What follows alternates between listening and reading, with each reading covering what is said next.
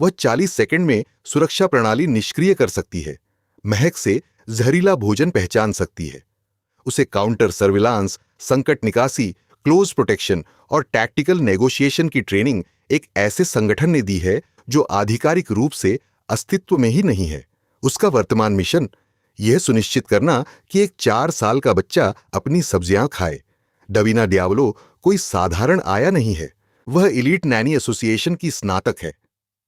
एक ऐसी संस्था जिसका नाम फिनिशिंग स्कूल जैसा लगता है, मगर जो किसी खुफिया एजेंसी की तरह काम करती है।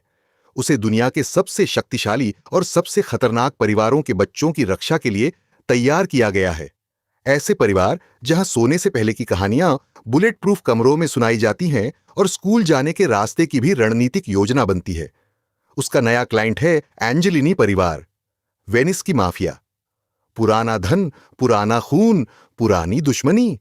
अंडरबॉस गैब्रियल एंजेलिनी को अपने बेटे माइकी की देखभाल के लिए कोई चाहिए, कोई जो बच्चे को सुरक्षित रखे, उसे शिक्षित करे और भावनात्मक रूप से स्थिर रखे। ऐसे माहौल में जहां खाने की मेज पर कभी-कभी इलाकों के विवादों पर चर्चा होती है और घर के मेहमान छुपे हुए हथियार लेकर चलते हैं, जिसकी गैब्रियल को जरूरत नहीं, जिसकी उसने कतई योजना नहीं बनाई थी, वह यह कि वह उससे प्रेम कर बैठे। यह है द माफिया नैनी, और यह इस वक्त वेबटून पर सबसे तेज धार वाली, सबसे नशीली कहानियों में से एक है। मानहवा रिकैप वॉल्ट में आपका स्वागत है। आज हम एक ऐसी कहानी पर बात कर रहे हैं जिसने 17 लाख से ज्यादा सब्सक्राइबर पार किए हैं, 2025 का रिंगो अवार्ड नामांकन हासिल किया है और जिसकी तुलना सीधे स्पाई एक्स फैमिली से हुई है। एक तुलना जो उचित भी है और अधूरी भी, क्योंकि भले ही इसकी प्रेरणा टत्सुया एंडो की उत्कृष्ट कृति से मिलती हो, द माफिया नैनी अपनी अलग जमीन बनाती है, गहरे स्वर के साथ और भी खतरनाक रोमांस के साथ, और एक ऐसी नायिका के साथ जो बिना अतिशयोक्ति इस चैनल पर अब तक के सबसे आकर्षक किरदारों में से एक है। माफिया से मिलने से पहले हमें उस संस्था को समझना होगा जिसने डवेना को गढ़ा, क्योंकि एलिट नैनी एसोसिएशन ही इस पूरी कहानी का इंजन है। सतह पर यह बिल्कुल वैसी ही दिखती है जैसा नाम सुझाता है, पेशेवर बच्चा देखभाल प्रदाताओं के लिए एक प्रशिक्षण अकादमी। स्नातक दुनिया भर के अति धनाढ्य परिवारों में नियुक्त किए जाते हैं। पाठ्यक्रम में बाल मनोविज्ञान, पोषण, शिक्षा पद्धति और विकासात्मक चिकित्सा शामिल है। उस सतह के नीचे पाठ्यक्रम काफी आगे जाता है। साइबर सुरक्षा, खतरे का आकलन, काउंटर सर्विलांस, टैक्टिकल ड्राइविंग, आपातकालीन चिकित्सा प्रतिक्रिया, संकट निकासी प्रोटोकॉल, मनोवैज्ञानिक प्रोफाइलिंग, ऐसा प्रशिक्षण जो किसी और संदर्भ में खुफिया अधिकारी या विशेष अभियानों के सैनिक तैयार करता। एलिट नैनी एसोसिएशन इसलिए मौजूद है क्योंकि दुनिया के सबसे शक्तिशाली परिवारों, राजघरानों, राष्ट्राध्यक्षों, ओलिगार्क, अपराध वंशों के सामने एक समस्या है जिसे पारंपरिक सुरक्षा हल नहीं कर सकती।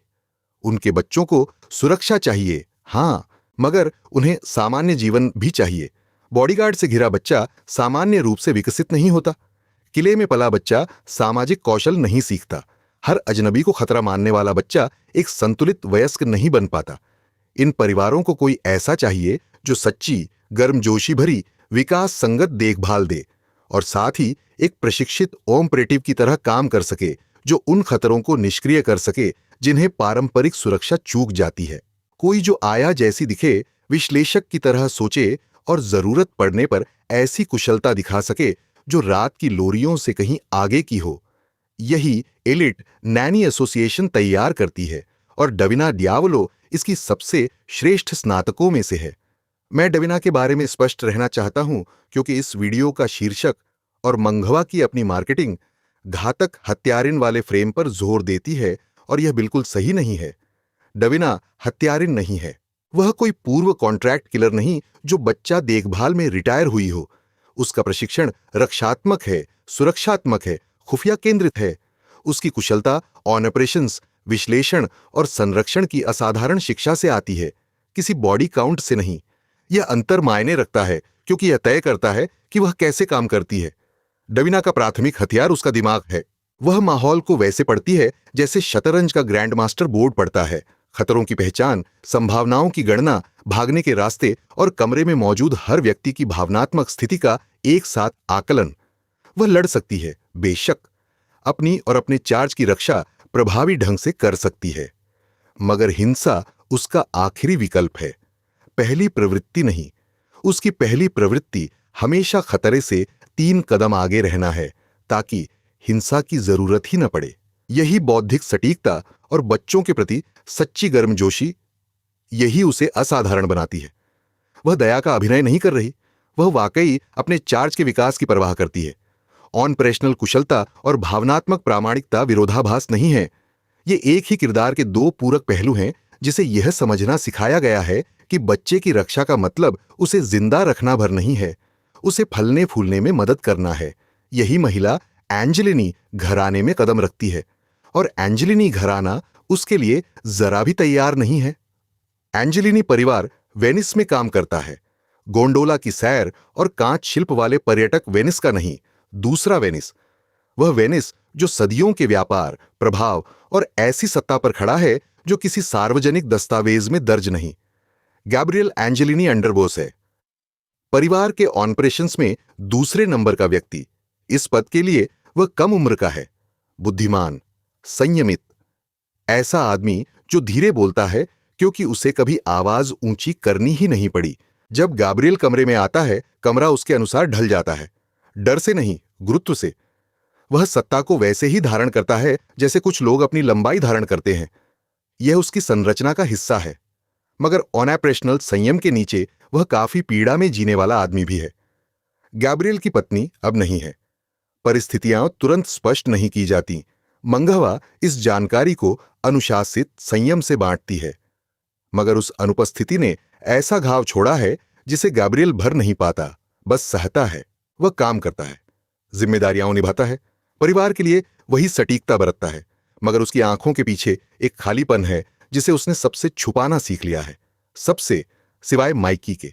माइकी एंजेलिनी 4 साल का है, चतुर, जिद्दी, उन बच्चों की तरह भावनात्मक रूप से तीक्ष्ण जो कठिन घरों में पलते हैं और गहरे अकेलेपन में डूबा हुआ। पहले भी आए रही है, टिकियों नहीं, खतरे के कारण नहीं, हालांकि खतरा वास्तविक है, बल्कि इसलिए कि माफिया अंडरबॉस के बच्चे की देखभाल का मतलब है ऐसे घर में रहना जहां स्टाफ की वफादारी पहले परिवार के प्रति है, जहां कुछ कमरे वर्जित हैं, जहां आपके प्रवेश पर बातचीत रुक जाती है और जहां अनकही अपेक्षा यह है कि आप उस व्यापार पर सवाल नहीं उठाएंगी जो आपको तनख्वाह देता है। पिछली आयाओं को यह असहनीय लगा। सर्विलांस, पाबंदियां, कानून के बाहर चलने वाले संगठन के भीतर रहने का लगातार धीमा तनाव। एक एक करके इस्तीफा देती गई और हर विदाई ने माइकी के इस विश्वास को पक्का किया कि लोग चले जाते हैं, कि लगाव अस्थायी है, कि सबसे सुरक्षित रणनीति यही है कि किसी से बहुत प्यार न करो जो गायब हो सकता हो। डवीना इस घर में आती है और वह करती है जो पिछली कोई आया न कर सकी। वह रुक जाती है, इसलिए नहीं कि वह खतरे से अनजान है। पहले ही घंटे में उसने हर खतरे का रास्ता दर्ज कर लिया था। सुरक्षा की कमियां, स्टाफ के जोखिम, घर के सुरक्षा प्रोटोकॉल की संरचनात्मक कमजोरियां। उसने पहचान लिया कि कौन सा स्टाफ भरोसेमंद है, कौन बाहरी हितों को रिपोर्ट कर रहा है और कौन सिर्फ औपचारिकता निभा रहा है। उसने एंजेलिनी शक्ति संरचना का नक्शा बनाया, गैब्रियल के ऑपरेशनल पैटर्न का आकलन किया और माइकी के पहला दोपहर का भोजन खत्म करने से पहले एक संपूर्ण खतरा प्रोफाइल तैयार कर ली। मगर वह एक 4 साल के बच्चे के साथ फर्श पर भी बैठी और लकड़ी के ब्लॉकों से एक मीनार बनाई।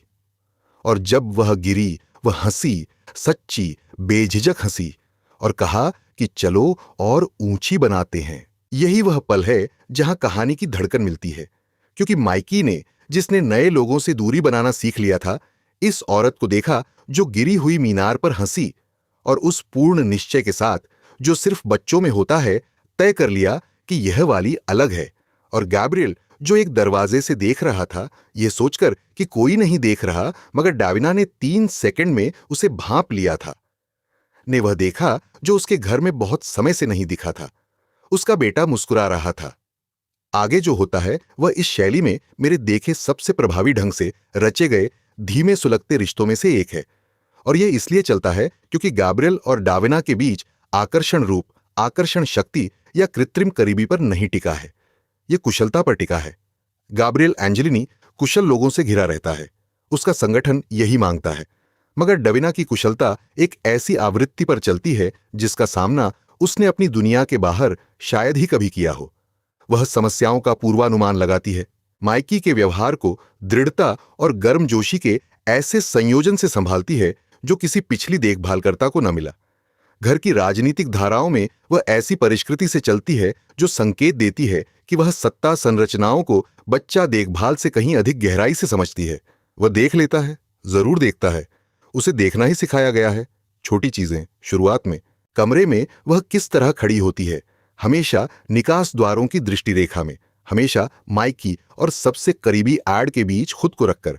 तंत्र प्रकोप को वह अधिकार से नहीं बल्कि रणनीतिक ध्यान भटकाव से कैसे मोड़ देती है, उन्हीं तकनीकों से जो उसके अपने वार्ताकार कहीं ज्यादा खतरनाक संदर्भों में इस्तेमाल करते हैं। घर में एक अप्रत्याशित मेहमान को वह कैसे ऐसी संयमित स्थिरता से संभालती है जो एक डिग्री भी नहीं डगमगाती। गैब्रियल को शक होने लगता है कि उसकी नई आया सिर्फ अपने काम में अच्छी नहीं है, वह दो ऑपरेशनल मैरियोन है।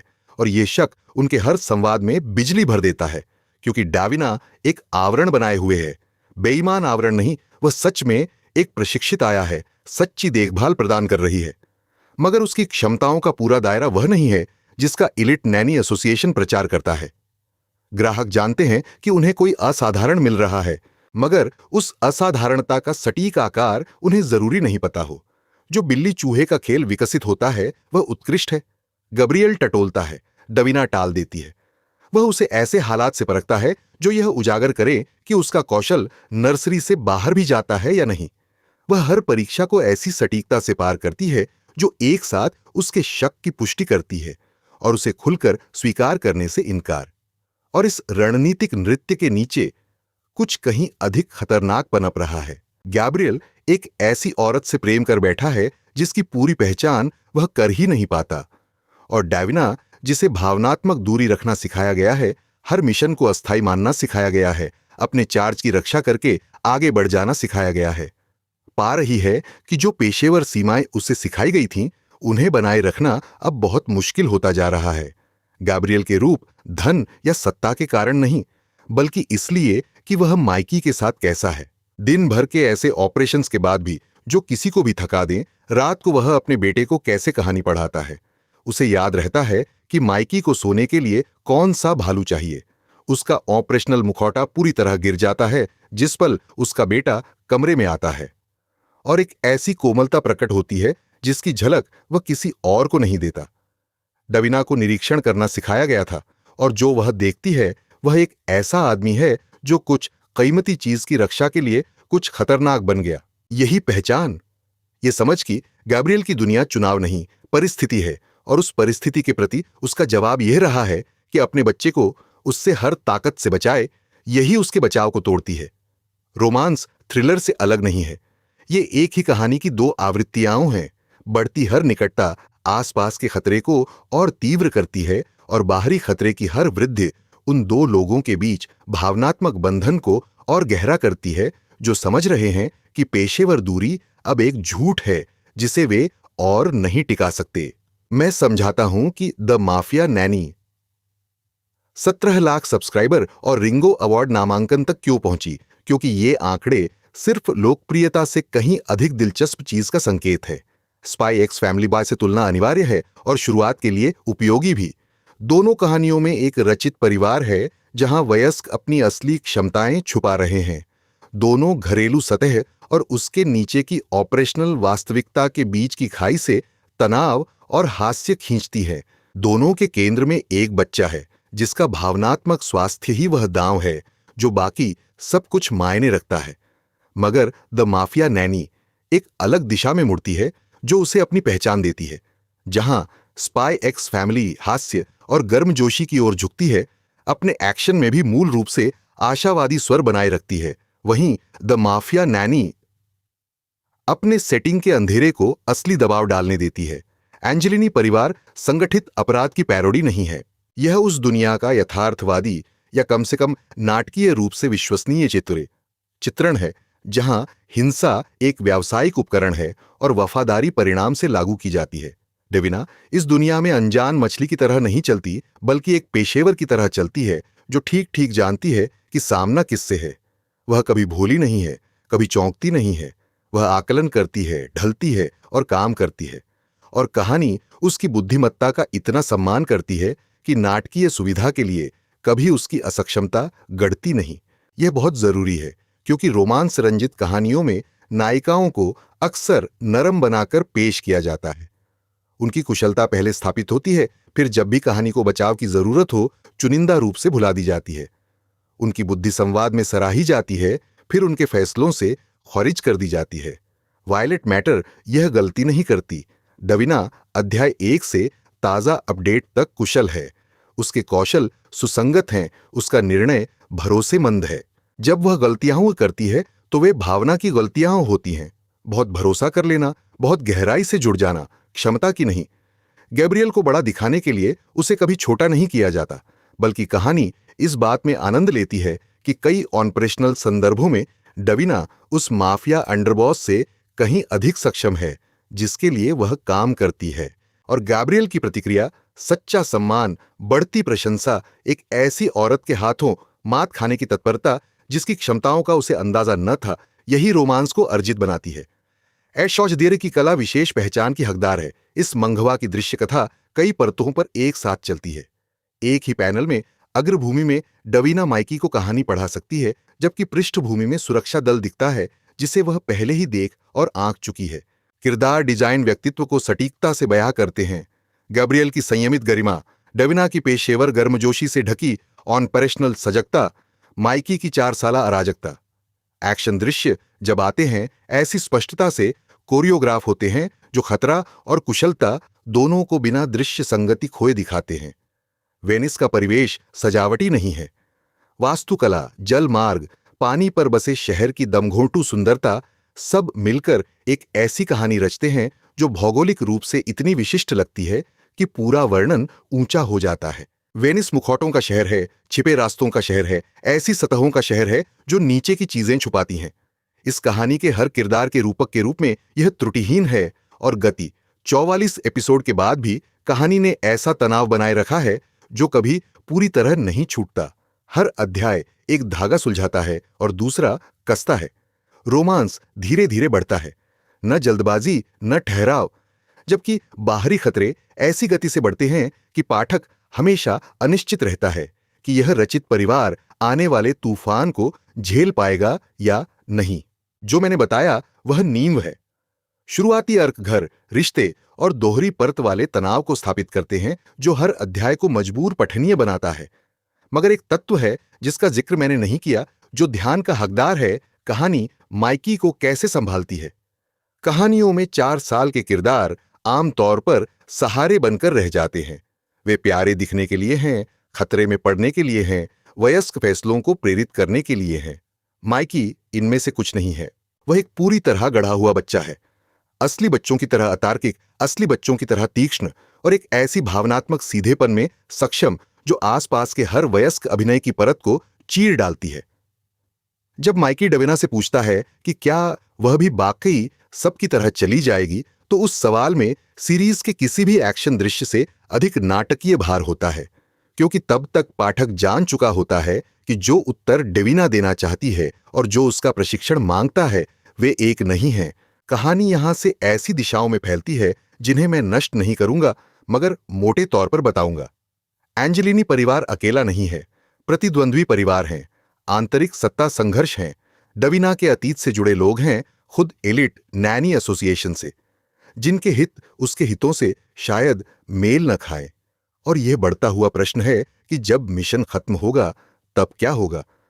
जब पेशेवर अनुबंध समाप्त होगा, जब डविना से अपेक्षित होगा कि वह घर छोड़े और अगली नियुक्ति पर जाए, क्योंकि माइकी पहले ही तय कर चुका है वह नहीं जा रही। गैब्रियल तेजी से उसी निष्कर्ष पर पहुंच रहा है और खुद डविना, जिसे अलग रहना सिखाया गया है, हर नियुक्ति को अस्थायी मानना सिखाया गया है, इस संभावना का सामना कर रही है कि यह मिशन कुछ ऐसा बन गया है जिसके लिए एलिट नैनी एसोसिएशन ने उसे कभी तैयार नहीं किया। कुछ स्थायी, Divya, the mafia Naini webtoon पर उपलब्ध है, हर मंगलवार अपडेट होती है। लेखिका वायलेट मैटर, चित्रकार एस.एच. ज़ेरारुस, सहायक कार्य रूस यू। 44 एपिसोड हो चुके हैं, 17 लाख से अधिक सब्सक्राइबर हैं और इसे 2025 रिंगो अवार्ड के लिए नामांकित किया गया। कॉमिक उद्योग का ऑस्कर समकक्ष। अगर आप एक ऐसी कहानी की तलाश में हैं जो ऑन ऑपरेशनल थ्रिलर की ऊर्जा को एक धीमे सुलगते रोमांस से जोड़ती है, जो सच में अपना भावनात्मक भुगतान अर्जित करता है, तो यह इस वक्त प्लेटफॉर्म पर सबसे मजबूत शीर्षकों में से एक है। डवीना डियावलो उस तरह की नायिका है जिसकी इस शैली को और जरूरत है। प्रतिभाशाली, सक्षम, बिना नरम हुए गर्म और बिना अभेद्य हुए मजबूत। अगर यह विश्लेषण आपको पसंद आया तो टिप्पणियों में बताइए। मानहवा रिकैप वॉल्ट हर हफ्ते इस शैली की सबसे आकर्षक कहानियां कवर करता है। अगली बार यहां रहना चाहें तो सब्सक्राइब कीजिए। देखने के लिए धन्यवाद। अगले एपिसोड में मिलते हैं।